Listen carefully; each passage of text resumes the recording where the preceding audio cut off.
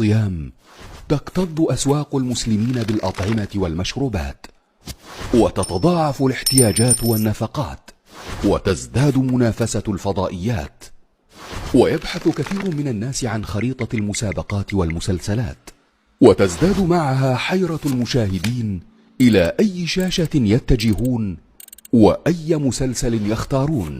مشغلات وعقبات ومؤامرات على رمضان تفرغه من معناه وتحرمك من ثمراته وفضائله، وتحجبك عن الخشوع في الصلاة وتدبر القرآن.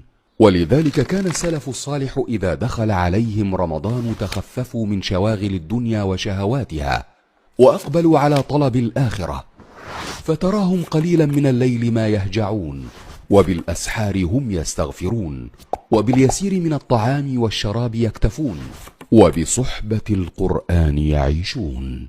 فاحذر أن تأخذك شواغل الدنيا وصوارف الشهوة ولصوص رمضان عن اغتنام الشهر الكريم.